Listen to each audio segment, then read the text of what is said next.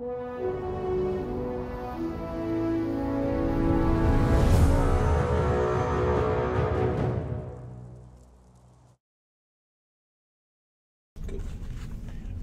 afternoon, everybody. Hey, it's Friday. It's summer. Hawaiian shirts, the Aloha shirts come out. Though I wear them in the fall and the winter as well. So good. Voice is good. Excellent. And let's get started. So yeah, another good week here. A whole bunch of things got done. Lots of good testing got done. Just as a programming note, start with the only bad news in the update. There isn't going to be anything scheduled in terms of testing this weekend. We may leave Hatchery up. We've been putting in a lot of new code and some tricky bits of new code today and also some yesterday. And while things are working, we're not sure how well. So we really don't want to have a test this weekend, because if we actually put it up for you folks, we have to monitor it. Additional expense, of course. And so no test this week. I can't imagine there won't be a test next week. Things again are just going great, but with all the new stuff that went in today and some yesterday, we're just not confident about it. So sorry about that. We may leave Hatchery open. Well, we will leave Hatchery open to ITs, possibly alphas, but most likely just ITs. So let's get to the top 10-ish. Number 1, improvements to shadows. So obviously one of the things that I keep saying as we continue through alpha and shadow, I'll be saying it in beta as well, is that the extra time that we've gotten because of the delay has allowed us to do things that make the game feel, I've said this before, like a game of this decade. And so the shadows, which before were kind of blurry, are now actually quite crisp, and you could make out the leaves that are casting the shadows. So, another step in showing why our engine is getting to be, quite good when you compare it to other engines out there. Effects playing from animations. So Andrew had a little fun yesterday and the day before. I don't know if anyone from IT, I know some people from IT, jumped in to see what he did when Max was streaming. I encourage people to jump in to Hatch. What they saw and heard were essentially firecrackers and VFX going off every time you took a step. So, did you change something last week? Because I noticed it. Technical difficulties, apparently. Tim to the rescue. We're gonna have to restart the stream real quick. It'll be restarting right the stream, guys.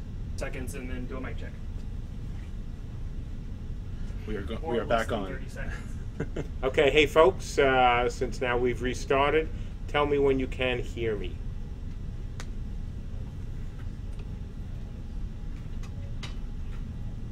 Just waiting.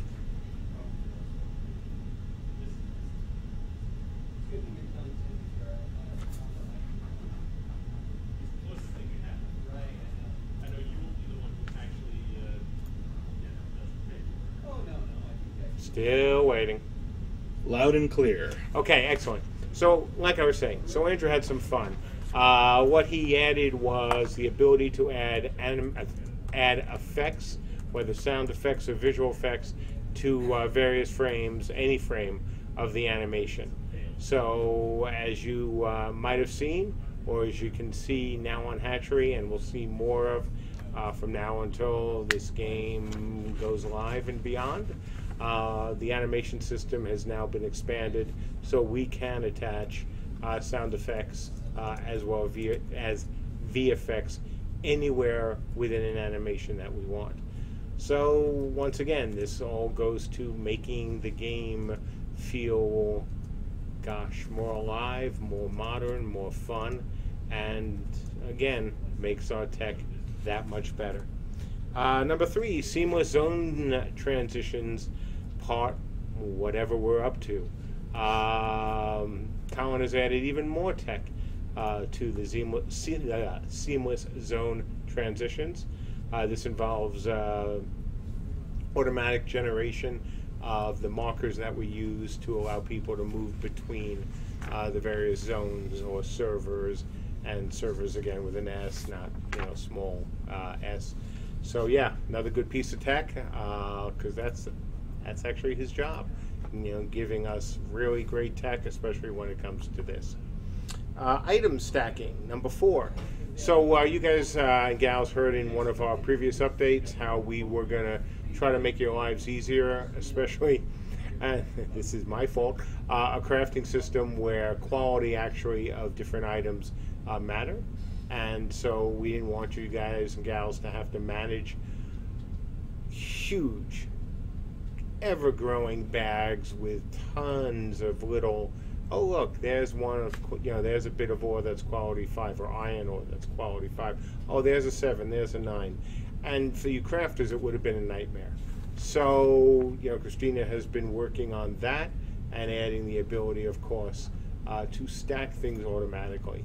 So you won't have to manage, well, you'll still have to manage it, but it won't be the crazy managing that you would have had to do in a traditional system. Architectural improvements. JB has been doing his wonderful work with, in this case, the information that is sent down to the client regarding skills. Once again, this is a good piece of tech, makes our life easier, and allows the kind of information we need to be sent down to the client.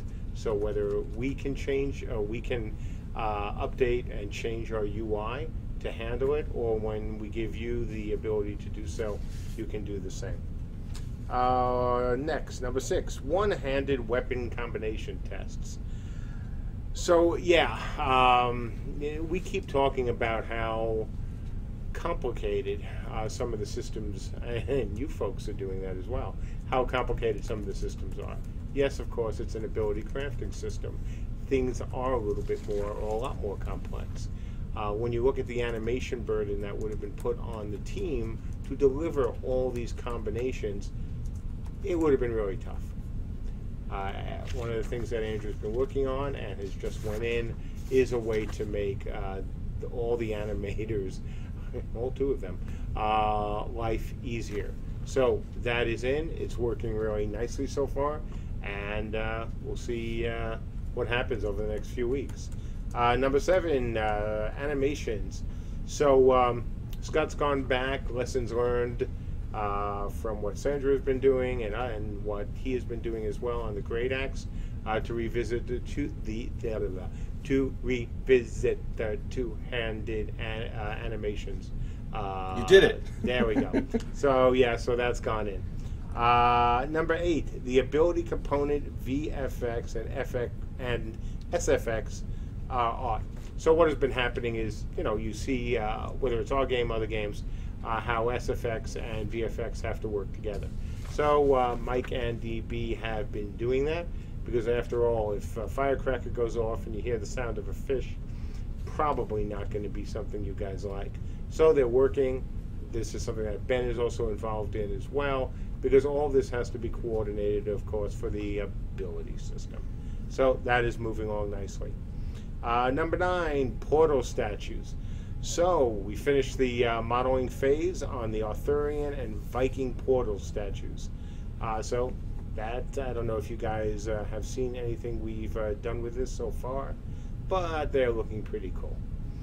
Next, dock models, number 10. So look, we kind of need a dock for the islands. Every island needs a dock. Well, almost every island needs a dock. Some may not actually have this kind of dock. And Dion has been working to keep fleshing it out some more. We're also taking lessons learned from this, as well as other things we've been working on, so we can, start working on mines for you folks. Because while we're waiting for the bubble tech, and as we've said from the beginning, we were not expecting it for the opening of Beta 1, but in the meantime, we think we can do something kind of cool. So stay tuned for that over the coming weeks. Number 11, dock ambience and footsteps. Once again, this is all part of making the game feel more like a world. to make it feel more immersive, to make it feel less like a tech demo. And so, you know, you kind of need a lot of things to do that, little things that sometimes people, even experienced gamers, won't notice because they're looking at other things. That's what things like stepping on a wood plank on a dock and hearing it creak makes you feel like. Even if it doesn't quite register, it does. And so little things like that is also a good thing to focus on from now until we go live. And so last on the list, number 12, resource node concepts from Michelle. So you've seen some of the early concept work. We're now moving along with that. We expect that to go into modeling pretty quickly. So that's it for the top 10-ish list. Pretty good list. Again, weekly list. So not too bad at all, especially considering we had some people out this week, planned vacations, and one guy got the strep. He was sitting at his desk a few days ago, and he all hooded up, and it's 90-something degrees in here, and I was like, "You okay?" "Oh yeah, I'm fine. I'm just shivering because I think I might have a fever." Yeah, 3 days later, he still isn't in the office. So yes, safety tip: if you feel kind of cold and it's 90 degrees out and you're wearing a hoodie, if you're not Ben, you probably should possibly leave the office and go see a doctor. So that's it. Q&A, and probably try to leave at 5, so you've got about 50 minutes. All right, folks, write up your questions for Mark. We're going to play the Q&A intro. Who are you? Turn the stove off. Did I hear it up? Do you like my shirt? When are this? Is this my spleen? Now it is time to answer some questions.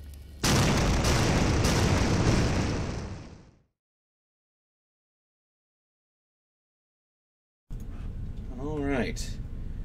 Toto Tata asks, will we be able to store energy/mana into objects to make batteries, bombs, exploding swords, or just to store spells?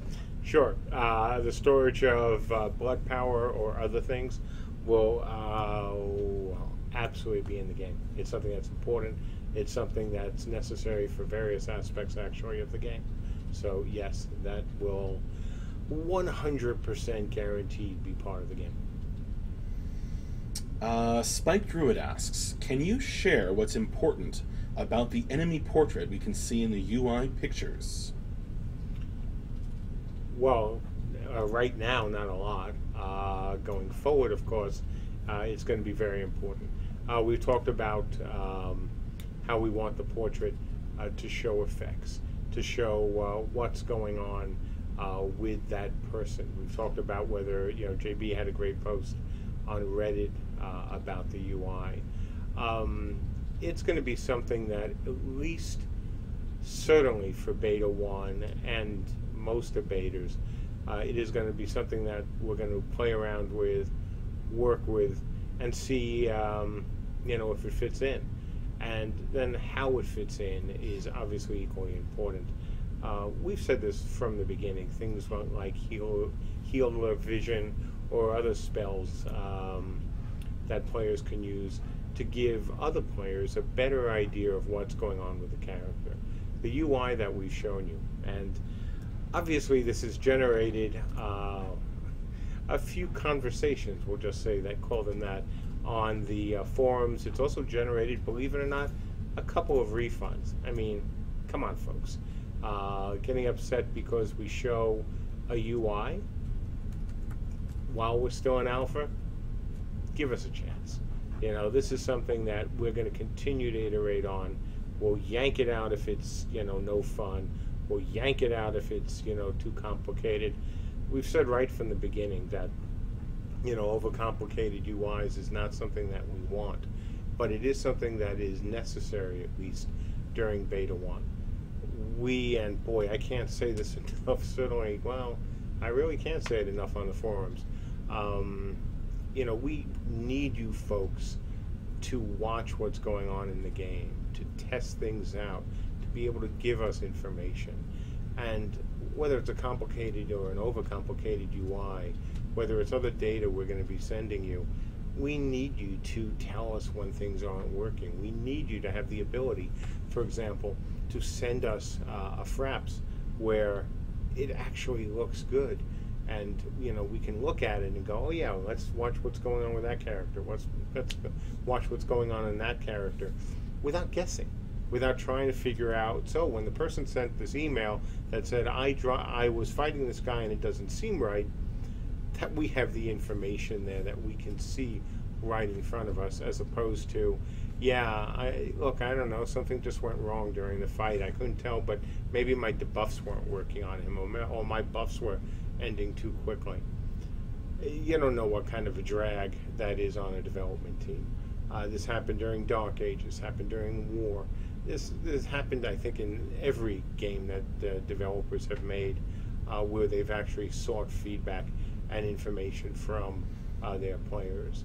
So, expect the UI to be an important part of the beta test process, and it is something, again, and I know I'll keep saying it again, so I won't say this will be the last time I'll say it. This is something that is going to change big time through the beta process. Toto Tata asks, what about ultra-long-range artillery spells slash rituals? By ultra, I mean a spell hitting 2 islands away. Well, certainly we could do that. Whether we'd want to do it, I don't know. I don't know if we want to turn this into the U.S. versus North Korea, but we certainly will have long-range effects. Now, if you want to, say, extrapolate a little bit and think about the kind of magical effects that would fit this world and that would allow for some interesting abilities and interesting situations, sure, there's lots of possibilities there. But first and most important part is getting the interpersonal stuff done, getting the initial classes done, and getting some basic sieges working. That's what's coming up next. Down the road, anything's possible. Patrick Redulian asks, as you mentioned fish, will there be resources gathered from seas or lakes? And we still need an explanation of what fish sound like in CU. So what will the role of fish be in CU? I have no idea. Look, something like fishing minigame or other things involving natural resources, whether it's everything from minerals to things that you can harvest to make your items. This is something we haven't discussed a lot, and not because we're hiding any deep, dark secret, but frankly because things like fishing or fish aren't a priority. As to what they sound like, I'll have to leave that up to DB. I mean, I kind of think that, fish are going to be, if things go well and down the road, might be a little bit more interesting than your typical game, but, we'll just have to see. Lanoween asks, will Arthur and Gwen still be a couple when the game launches, or is that the third breaking? Yeah, that would be traumatic. It was in the more modern, obviously, Arthurian lore, and really didn't belong in the older, the much older lore involving Arthur. We'll see. I actually don't know. One of the things when it comes to a lot of the stories is that I kind of write them off the cuff. Not the big ones, obviously, not the story arcs, things like that. Though, obviously, at some point I did. But things like, whether Arthur and Gwen, end up like Luke and Laura in General Hospital and running for their lives and maybe even breaking up, I have no idea yet. Zwandeliu asks, we are all used to blue/green equals my team and red equals enemies. How is this solved with 3 factions? Do players of both enemy factions have red names or something similar to that, or will they have different colors? Yeah, that's one of the things we're going to have to figure out. Not that we've spent any time even talking about it. Certainly we want to make an easy identification system that, of course, for folks who are colorblind, that can be changed very easily. And then, by the way, one of the things that I know we've had to jump on the forums was when people thought that you know, the UIs we're building won't be customizable and we're worried about color blindness. We've said this before, we're actually quite focused on that, and yes, it's all going to be changeable. People who are colorblind or people who just don't like the colors, you'll be able to change all that. No worries. Sagrix asks, when we get to beta, will we be getting a realistic timescale for game launch? I hope you are adding iteration time and all the plans into this. That 2019 is looking more than likely. No, we're not going to give you a date for the live launch yet. I've said this before and I'll say it again. We're not going to get into that, fall into that, I don't want to say trap, but I don't want to fall into that position of telling you folks something and then having to change our mind. We won't know how Beta 1 is going to work until Beta 1 actually starts. And do we have a date in mind? Sure, absolutely.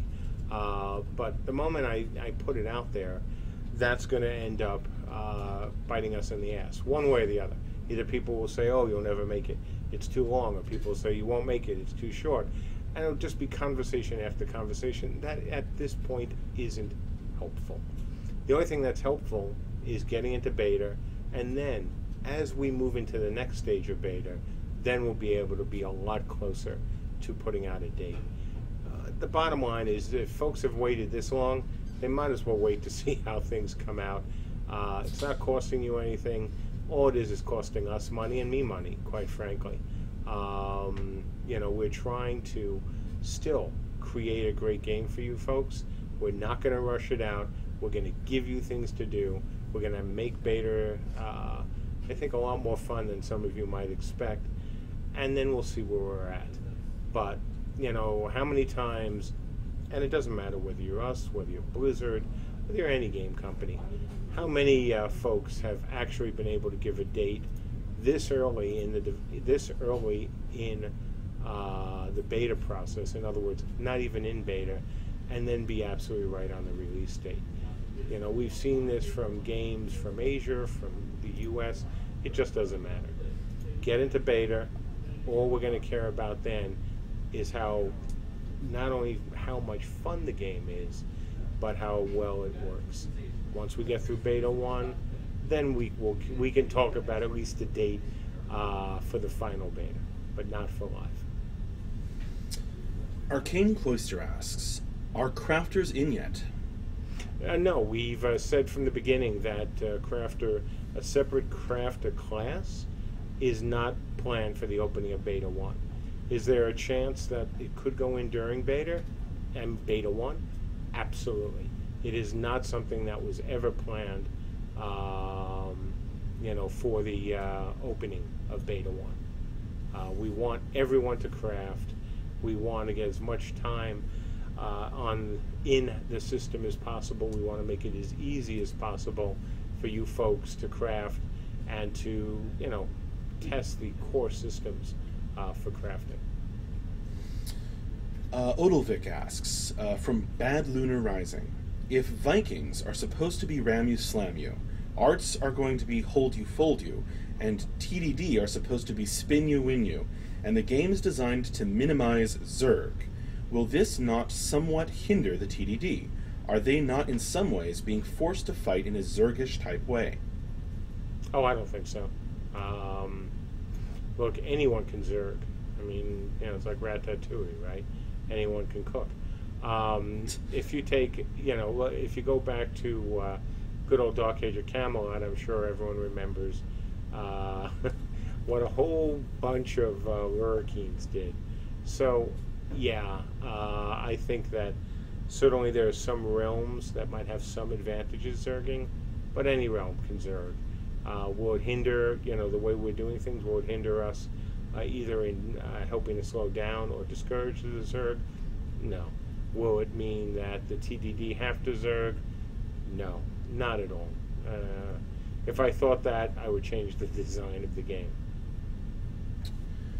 Toto Tata asks, at some point, will scouts be able to be real spies, i.e., be seen or tagged by enemies as allies to spread misinformation, prepare ambushes, or poison food supply? Yeah, that'd be great. I think some of those things will happen. The ability to truly disguise yourself as an enemy and spread disinformation. That one's a little bit trickier. Not technically. I mean, that really isn't all that hard. It's more that, do we want that to happen? Going in and destroying things, going in and poisoning things, going in and getting information is great. But the moment, you say that, well, I want to be able to go and spread disinformation, then you, open up the possibility for, for griefing. And I just don't want to do that. I don't want to do anything that could hurt the intra-realm balance. You blowing up stuff, fabulous. You getting on Realm Chat and going, hey, I'm so-and-so the scout and I just found this all out. Well, sure, that's very good. I mean, that actually works well. The trouble is then other people will, take advantage and try to do the same thing, and players will get very confused.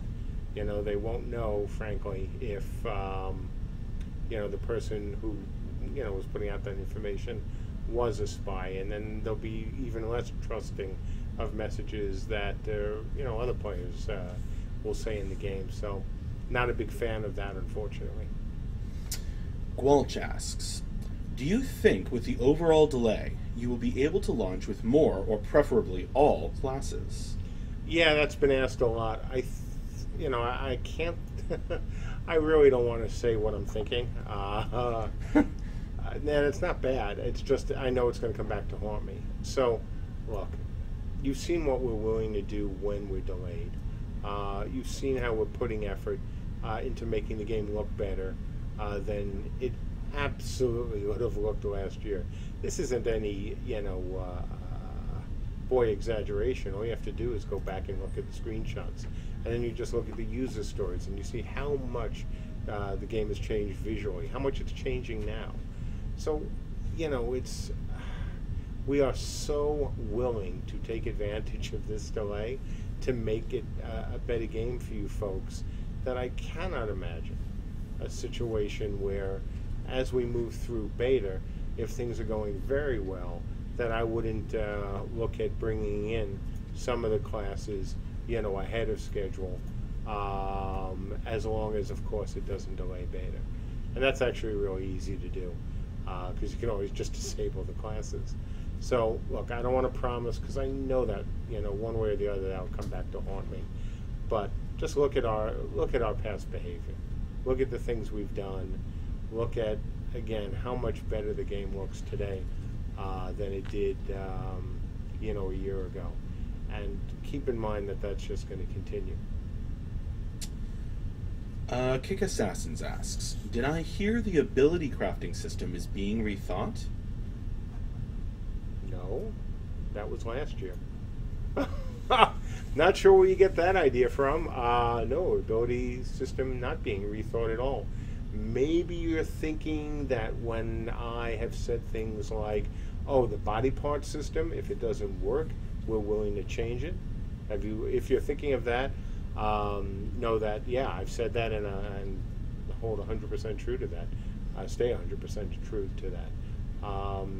Everything I've said from the beginning has been that all that I care about is creating a great game. And if the body part system has to go, then it has to go. Don't care. I really don't. I want, again, just to make a great game. So I don't know if that answers your question. If you want, feel free to rephrase it with some additional information, but Lord knows I have not said we're rethinking the ability system. We're really happy with the ability system. Casper asks, late down the road, will the UI be stylized depending on the realm you are playing? Absolutely. That is something we have talked about. We'd like to do more with that. Brand asks, talking about shadows, how much will shadow density affect stealth classes and camouflage levels? Yeah, that's kind of important. We'll see how that goes. The idea, obviously, with camouflage is that it's not the same as being within the veil. I'm not too worried about how we'll pull it off. But yes, that is important, 9 times important. All of that is good stuff. Arcane Cloister asks, will arrows be effective against plate armor? Depends on the arrow. I mean, certainly some arrows will be made to go through plate. They won't be cheap, but they'll be there. Sacrix asks, is there going to be a prototype version of Healing Vision, which is a big part of your game plan for beta?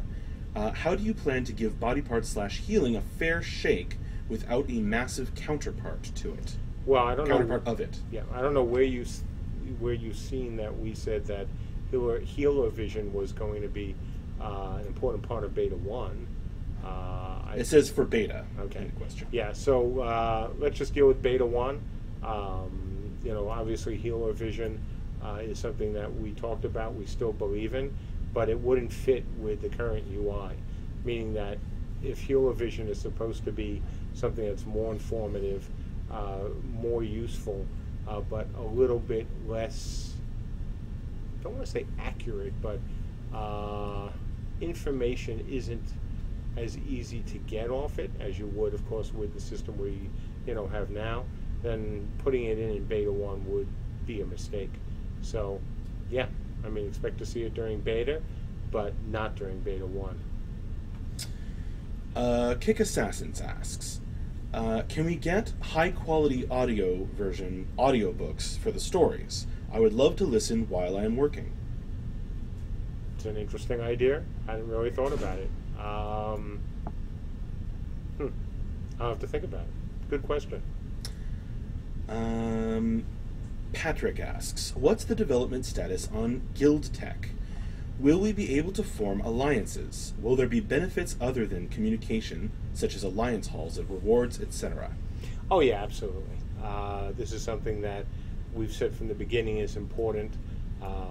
We certainly don't have the bandwidth to go and do the equivalent, at least not yet, of the Living Guild system from Warhammer or some of the other guild systems out there.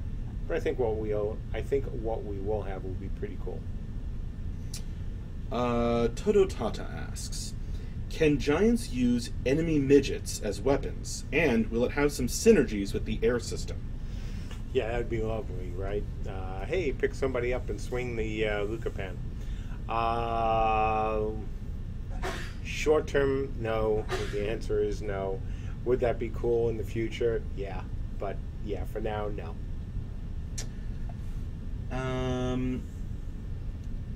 Azemiops asks, will melee DPS be viable on their own on the battlefield, or should they get a guard from a tank to not be meat for ranged DPS? Of course, they'll be useful on the battlefield without a guard. Look, ranged DPS who's going into a field of archers, yeah, that may not end so well. But then it wouldn't end so well for anyone else either. It's always a question of matchups, right? It's always a question of who's on the battlefield, with you when you're fighting in any sort of, more than a one-on-one or, one-on-two.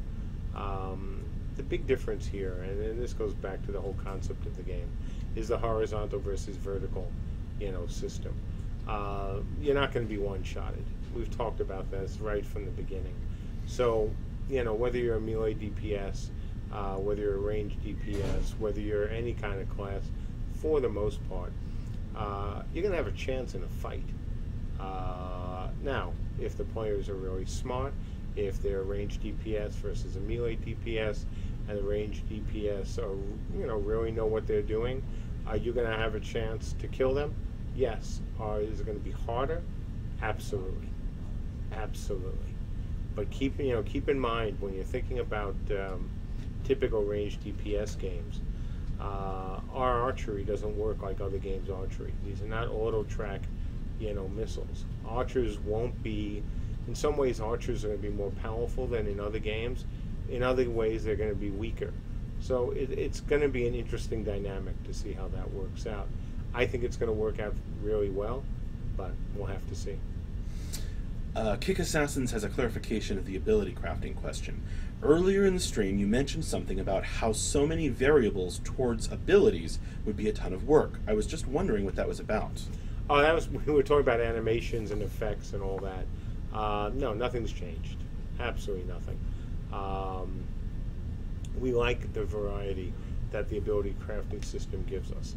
And it gives you folks, so much involvement in the game. You're not just using the same abilities as everyone else. You can craft your own. This is going to add a more dynamic environment, to RVR. It's not going to be as simple as in many other games, including Dark Age of Camelot, where you know absolutely that you'll be able to take this guy, or this guy will absolutely be able to take you. There's enough variability depending on how you spec'd out your character that you might end up having a shot against another character who didn't spec in the way that would have been the most advantageous for their class, especially when they're facing you. So we'll just have to see how that works out. Spike Druid asks, what are some strategies that can be used to combat or minimize jousting in a game with both character collision and activation time on melee range abilities? Yeah, we'll have to see about that one. Look, there are some advantages, obviously, to our system. We think there's a lot of them. That's one that might be a bigger pain in the ass. We'll just have to see. Sorry for the vague answer. There's really nothing else I can say about that right now. Zwanda Liu asks, which class archetype do you think will have the highest skill ceiling? Really good question. If by skill you mean player skill. That's a good question for Ben and I. Let's save that for another day. That's excellent. First time somebody's asked that. Save that one for Ben in the hand. Yeah, that's really good. Dreege L asks, now that you've gone deeper into VFX stuff, is it possible at a certain stage of development to be able to customize spell VFX colors, even if it stays into a specific color spectrum to respect Realm's theme and or class theme? Yeah, it's a great idea. Whether we could do it or not is another matter. Certainly that would have some, coolness to it. The biggest problem with it is not actually the tech, but does that give you, the guy who's just changed the color, an unfair advantage in combat? A lot of what's going to be going on in this game obviously involves visual recognition. And if you recognize a spell being a certain effect, then you know what that player just cast, or is in the middle of casting what he is casting. If you could change that, then that would give you that advantage, and so I don't think we'll ever see anything like that. Sorry. Sacrix asks, we have had very little solidification on design systems after 4 years. When might we expect prototype rundowns from devs, with going from we might or could do to we are starting with this for all systems, then an explanation around that? Sacrix, I've answered this question so many times on the forums, and you know what the answer is. I don't know why you feel the need to ask it here, honestly. So the same thing I've said on the forums when we get to beta. We're going to be putting out more information. Then you're going to have, not everything, obviously. We're going to put out the information about the classes, about the crafting system, so you folks can talk about it. So you folks can help us debug it. I've said the same thing, and it doesn't matter how many times I'm asked the question, I'm going to give the same answer. Wait till beta. Odovic asks, do you have a clear idea of how the plot capture system will operate come launch that you can share, or is it a work in progress? A combination of two things. One, a work in progress. Second, there are some things that are going to happen that I'd rather not talk about until we get closer to launch. Dissy asks, will there be an easy way to transfer items or gold between your own characters? Yeah, I see no reason to complicate that. Look, we all know that no matter what you do as a developer, people can get around things. unless you make everything soulbound, which just is not the way we want to go. So I have no problem with character sharing. Again, since there's always going to be a way around it, then why do we bother? You know, it throws an unnecessary blockage to the player's enjoyment, and it doesn't bring anything to the game. It just doesn't. I think it's one of those, you know, kind of old school conventions that we really don't need. So no, I'm all for players, you know, being able to share players on the same or characters on the same account, share items. How we're going to do that, don't know yet. Obviously, it's not something we've been focused on, but it's not really hard to imagine, you know, how we could easily do that. And frankly, like I said, there's no point in trying to prevent it, because it really is unstoppable unless you know, soulbind to all items, and that's just kind of silly. Tassarak asks, "Hi Mark, are you happy with the current staffing levels at your Seattle office? What is your expectation for this office to be running at full staff, i.e., how many more programmers / artists / QA? Thanks." Well, we're not going to put any QA, except, you know, maybe one to help the Seattle folks, but QA won't be out in Seattle as long as we have a Virginia office. Same probably with most artists. We want the artist here. More of the, obviously the artistic and visual design happens here. So putting them out in Seattle would be only if we can't convince anyone really good to work with us in Virginia. In terms of staffing, look, I'd like to get bigger out there, not right now, but over time, as long as it's smart staffing. Look, we've already spent a lot of money on this game. You folks know that. We've been in development now for almost 4 years. It'll be 4 years this, you know, obviously this fall. And so I want to be smart about this. Andrew wants to be smart about this. Just hiring people just to say we expanded our headcount isn't useful at all. But if the right people, you know, came around, we'd be willing to add a couple more programmers, certainly.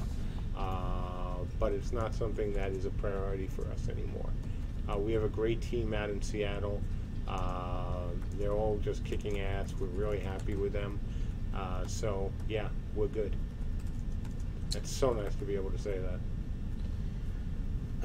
Sacrix asks, "Are we going to see the floaty rune system for beta? After the UI information of a mini 3D character model, it seems to be tying things even more to watching the UI than the overall battle." I assume you mean beta 1 versus beta. You know, for those who might not be as familiar, there are 4 beta, you know, periods for this game. We're only going into the first beta 1. For the floaty rune system, no, that's not happening for the opening of beta 1. Once again, not on the list. Miatalis asks, "What is your vision on interacting with the game via API or mobile apps or third-party websites? Will we be able to make some in-game actions, such as interacting with the Vox or and trading, or all such actions will require you to be logged in with the actual game client?" We've talked about this as well since the Kickstarter. We'd love to have something like that. I think it fits the game. I don't really care how you log in. If we could make an app for it, whether you're coming in and working on your box, whether you're working as a storekeeper, even if you were playing the game as a combatant, frankly. No, we don't want to go down that path yet. I'm all for it. It's a question of time and money. Let's see.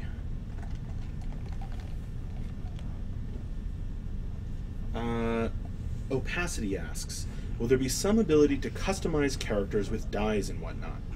Oh yeah, dyeing system confirmed. We said this during the Kickstarter. Obviously, kind of have a little bit of familiarity with dyeing systems, and Andrew has some ideas on that as well. So yeah, dyeing system is going to happen. It is a launch item.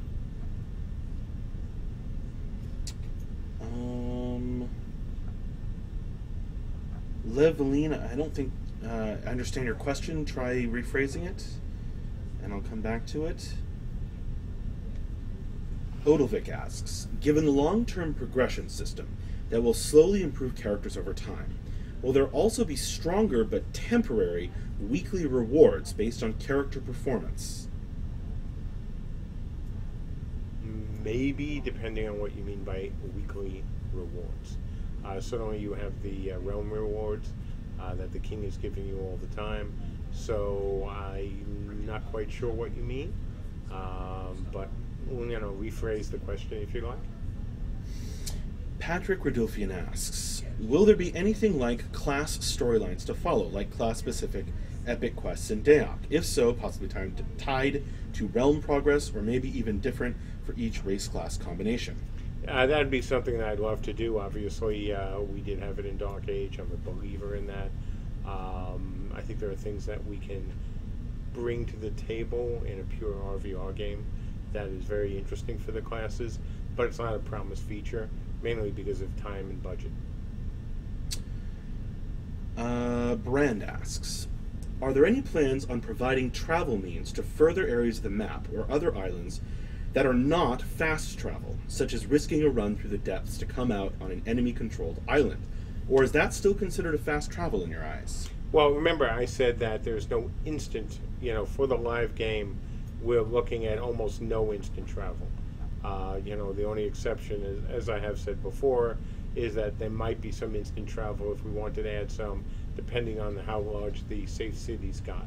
If we wanted to allow people to pop between areas, because since the safe cities are by definition safe, there really isn't any effect on gameplay if we wanted to allow that.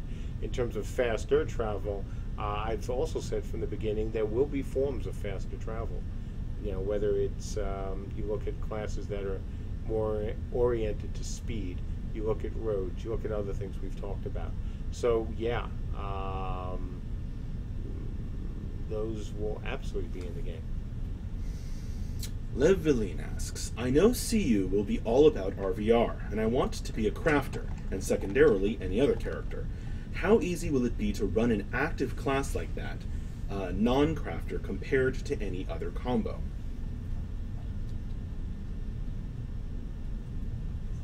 Read that again? How easy will it be to run an active class like that, non-crafter, compared to any other combo? Okay, maybe I am being a little dense today. It sounds like you're asking how hard would it be to run a crafter and a combatant versus two combatants? Or two crafters? That's how I read it. Yeah. Answer in chat if that's exactly what you meant, and I'll be happy to answer the question. All right, I'll keep my eyes open for that. Spike Druid asks, in regards to the prior alliance question, would you consider a banner or identification system that would allow both guild and alliance symbol to be displayed? Oh yeah, absolutely. That'd be awesome. Let's see. Sakrix asks, how do you see your combat systems scaling from small scale to large scale? Much of the combat seems very micro and playing out at that level. I don't think so. So when you look at the combat that we have talked about so far, I'm not sure why you think, it is just micro. Micro to me, and again, maybe we're just using a different definition. Micro is the whole idea, at least, again, this is how I'm interpreting it. Micro is one-on-one. Micro is small, scale combat. We've talked about how the ability system, or any, frankly, good ability system in any other game, allows players to have different abilities for different situations. So, whether you're an archer, whether you're a mage, you're going to have different abilities that are going to be useful in very different situations. So, if you mean scaling in terms of the ability system, that's easy. If you mean scaling, in terms of how many players we're going to have with a lot of these interesting abilities happening, that isn't anything we are worried about.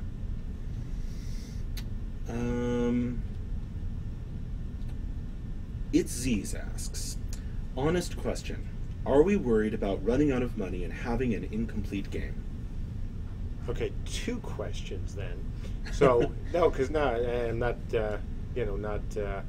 arguing with you. It really is 2 separate questions. Let's start with the second one first. Are we worried about having an incomplete game? Of course, always. Any developer, whether you're working as an independent or you're working as part of a studio that's owned by a publisher, you always have to worry about that. It's a question of will you cut features in order to meet a deadline. So is that something we're worried about? Of course it is. Always. We should be. We need to be.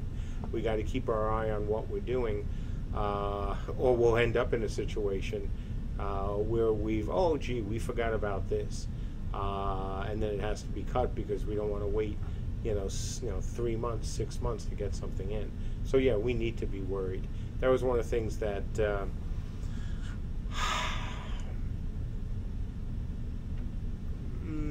I got to be good. I won't say a really bad word. The crafting system on Warhammer, and I've told this story before. I had envisioned, I thought, a very interesting crafting system, which then got zero attention from the gentleman who was ensuring supposedly that things were being worked on. And so obviously we ended up with a bastardization of what would have been a really interesting system. And a whole bunch of those ideas that were in there then went to be used by other games, after Warhammer's release. So yes, number one, we are concerned. Are we worried about running out of money? You always have to be worried about running out of money. I'm I'm not Elon Musk or now Jeff Bezos.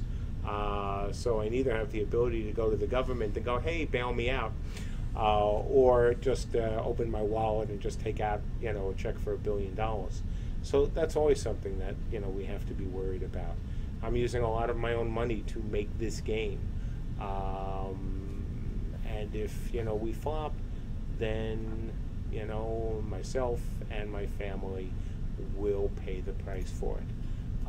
This is not hype. This is not meant to scare anybody. This is not meant to beg for additional money. It is simply, something we always have to be worried about. Now, are we worried to the point that we're making changes? Oh, God, no. You've seen us add more people. So if I was, really that worried, we'd be having layoffs. Oh, wait, I'm sorry. Right-sizing the company. Hate when companies say that. You're not right-sizing the company. You're firing people. So, look, I think that is an honest set of questions. It says, thank you for them, and I think that's a good answer. Itziz says, thanks for the candid reply, Mark. Sending you all the good vibes. Thank you, sir. Let's see.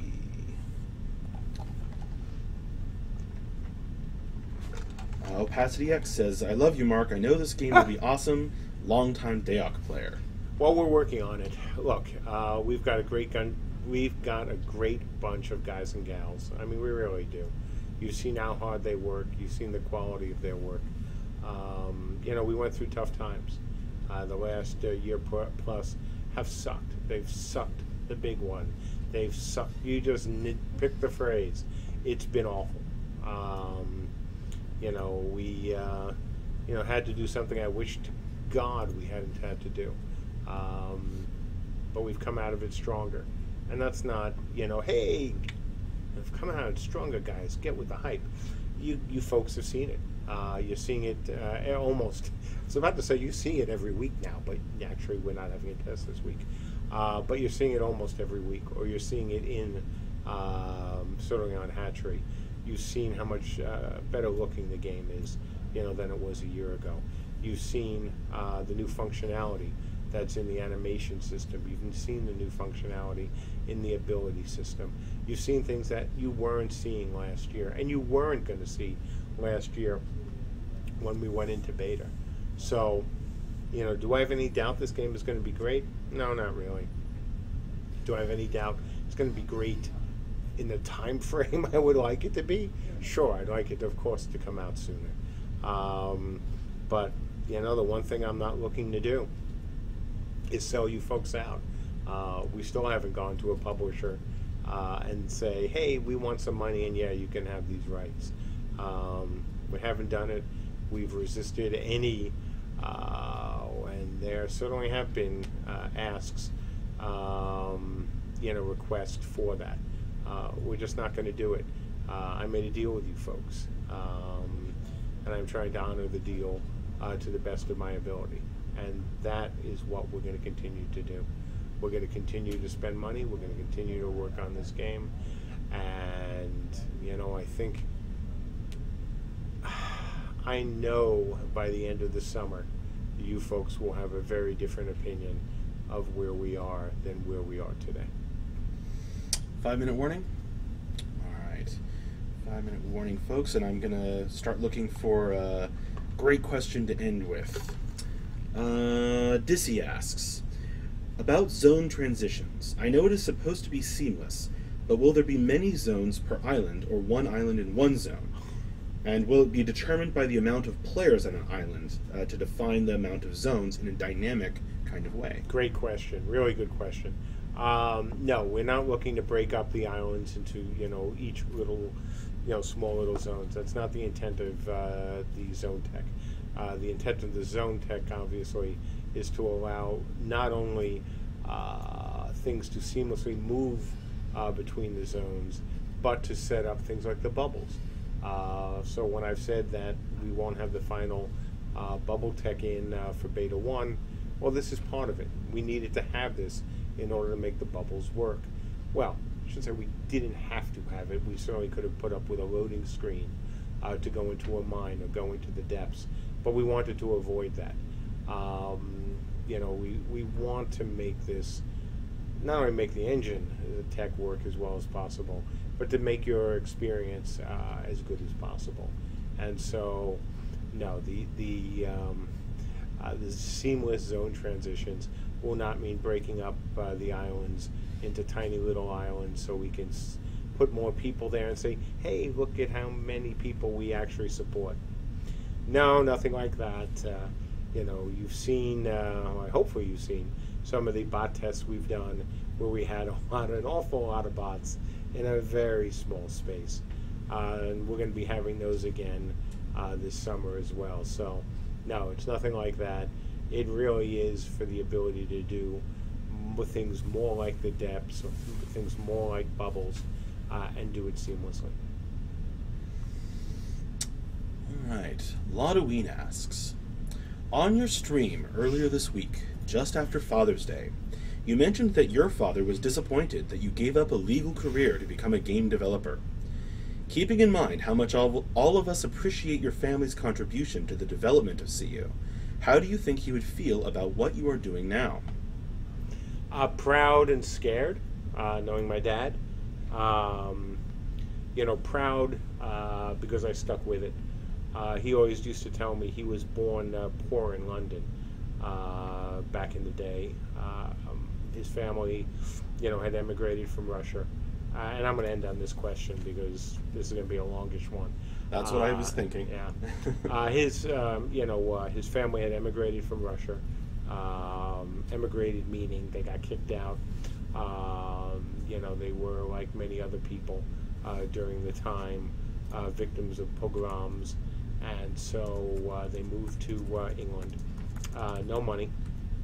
And, you know, quite poor. And, you know, poor back in the day where there weren't the kind of level of, you know, services, flawed as our system is, that people had. You know, there was almost nothing available. But he was, as he used to tell me, he knew he wanted to be a doctor right from the beginning. And, you know, and it sounds so tropish, and it is true, though. My dad's mother scrubbed floors to make money to help put him through school and eventually through medical school. And my dad was an absolutely brilliant surgeon. Absolutely brilliant. I've learned some lessons from him. One is he was not big on self-aggrandization, very more, quiet about how good he was. Within the profession, he was incredibly well respected, but you didn't catch him on TV or doing other things that even then some doctors were doing to bring more attention to himself. So he'd be proud that I've stuck with this. He certainly was against it, as were others. And I think he would have looked at this and, looked at what I've achieved over, my career, and have been proud that even when everyone was telling me no, and that their online games were never going to be anything, at best they would be niche, games, which is, again, why my blog was called that. So he would be very proud of that. He'd also be scared, because I think he would look at what I'm spending and go, are you crazy? So it's a really interesting mix where he would have been, hugely proud, I think, of how I stuck with it, and scared on the other hand, because I'm taking a chance here. I'm taking a chance because I believe in my team, because I believe in the game, and I believe in the future of the company. And I've never been afraid to take a chance, at least when it comes to business. Certainly I haven't jumped out of any airplanes these days. But, and we're all thankful. Yeah, I don't. It's the, same thing with riding a motorcycle, right? All it takes is one mistake. And so, yeah, that sort of thing I've never been quite as big on. But this, different story. So, I think that pretty much sums it up. Pride and, more than a little fear at how I am doing things. But, you got to take a chance sometimes. And I'm fortunate that I have an incredibly supportive wife, a very supportive son, a great team, great IP, and, wonderful timing for what we're doing. Do I wish it was a little easier? Absolutely. But, we persevere, we work hard, and we will absolutely not only give it our best effort, but deliver something that I know most of you, and hopefully the vast majority of you, will really like. Can never please everyone. We're not even going to try. We said that right from the beginning. And the good news is, once again, you're seeing the results. You're seeing everything that we're doing, not only from our end to make the game better, but you're seeing the results. You get to play in our beta, in our alphas, excuse me. We don't hide tests from, most of our players. We want you to come in. We want you to look at things. We know every time we do a big test, we know we're going to actually get some refunds out of it, because people will go, oh, well, look at this. This is not what I expected. And, that's why we've always been very honest with people. This is an old school beta. This is an old school alpha. That's how it used to be. And anyone who played in the Dark Age of Camelot early tests can attest how rough those were. We're really ahead of that. Thank God. But we're still going to do it, because that's what you need to do to make a great game. You take some chances. You try to keep you're in this case, your players engaged. We have a lot of interesting things coming up this summer. I think so many of the questions will be answered that I can't answer right now, mainly because I won't answer them. And it's not because we're hiding stuff. Well, sometimes we are. It's usually because we're just not ready to talk about them until you can actually see them in the game. This is an ongoing discussion, as a kindly word for it, on the forums. We will wait. We will put up with people who get angry at us for not giving out information. We'll put up with some of those all of those who asked for a refund because we don't give you all the information. Frankly, because we never promised we would. No developer does that. I don't care who they are. I've watched all the major Kickstarter games. I've obviously watched and been a part of many other games. We're giving you folks more information than any other developer I remember or that I have seen at this stage. You know, you just had an hour of questions with me. Well, 15 minutes of questions with me. You know, Max is picking questions. There's no, you know, real agenda other than... I pretty much go in order. Yeah. You know, other than, hey, don't ask when beta's starting, because, you know, I'm not going to answer that. You guys are getting tons of information. You're getting to ask lots of questions. That's the right way to do things. All we ask is, again, a little bit more patience as we move through, and you'll see why when we get into beta. You'll see if I'm a liar or not. You'll see if we stick to our promises or not. We will. I know we will. And there'll be some chagrin, is a nice word, on some of the folks who are like, oh, they're never going to, you know, tell us. Yeah, we will. Because I don't care. You know, it's the same with changing things. I'm not doing it now because we don't have the time to deal with the fallout. And by fallout, I mean the discussions or the questions. That is all going to take our time. It'll take my time, Ben's time, you know, even potentially Brittany's time. And we just want to make a game for you. So, that being said, as always, we thank you for your support. We thank you for your patience. Right now, there will not be any scheduled testing over the weekend. We may leave Hatchery open for alphas. We'll tell you if we do. Do not count on it. It will probably be IT only because we have added a bunch of new code.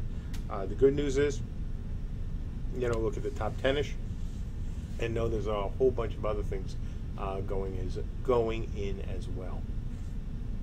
So that's it, folks. Have a great weekend. First weekend, the first true weekend of summer. Right? Hey. There's summer this week. So enjoy your first weekend of summer. Hopefully it won't be too hot where you are. I know you folks in Europe have been, you know, a lot warmer than usual. Hopefully it won't be too bad this weekend. Same in our Southwest. And, you know, enjoy the weekend if you can. I'll see you all next week. See ya. See you later.